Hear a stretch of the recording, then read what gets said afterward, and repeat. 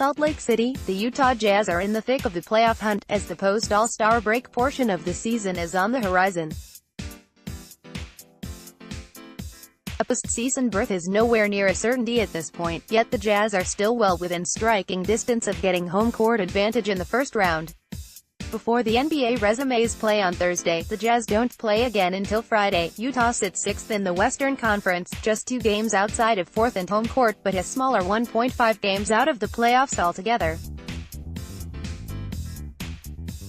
With a complete pause in play until Thursday, here's an up-to-date forecast for each of the top 8 teams in the West, and how those forecasts could wind up impacting the Jazz. Teams are listed by the order in which they currently sit in the standings.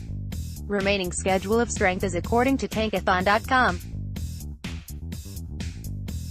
Golden State Warriors record, 41-16. The Warriors are 9 games up on Utah and 2 games ahead of the second-place Denver Nuggets, with 25 contests left and the 14th hardest remaining schedule in the league.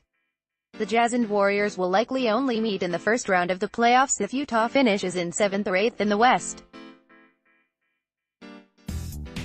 Denver Nuggets record, 39-18. Many thought the Nuggets would be good this season, but perhaps not as excellent as they've been, and they've had success despite a bevy of injuries to key players. Still, Denver's schedule is challenging the rest of the way, 4th in the league, although it might have enough of a cushion to not fall too far down the standings, if at all. This would likely be a favorable first-round matchup for Utah. If the Jazz stay in 6th, could the Nuggets fall to 3rd with their tough remaining slate? Oklahoma City Thunder record, 37-20. After the Thunder had just a decent start despite a pretty easy early schedule, some wondered if the Jazz's first-round opponent from last season would falter as things got tougher. Oklahoma City has answered the call, however, as it's won 11 of its last 13 games. The Thunder still have the hardest remaining schedule in the entire league, but they're better than they were in last season's playoffs and a team Utah would probably want to avoid in the first round. Can Oklahoma City rise to the 2nd seed, and can the Jazz avoid the No.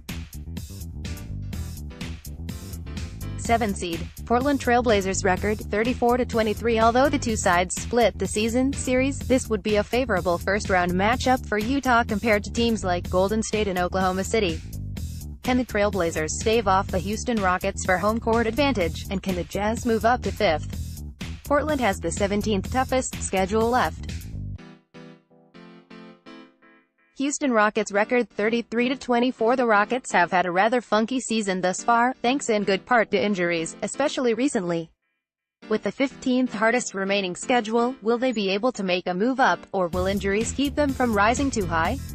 In any event, they would likely be a tough matchup for the Jazz in the postseason if they met in, say, the 4-5 matchup.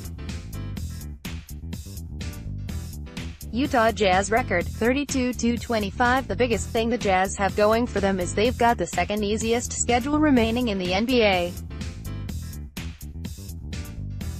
The LA Clippers are the next closest among contending West teams at 23. In other words, Utah is in good position to move up. That being said, some of the Jazz's next 9 games aren't cakewalks before the schedule really lightens up beginning March 13th. Denver, Portland and the San Antonio Spurs would likely be the most favorable realistic first-round matchups for Utah.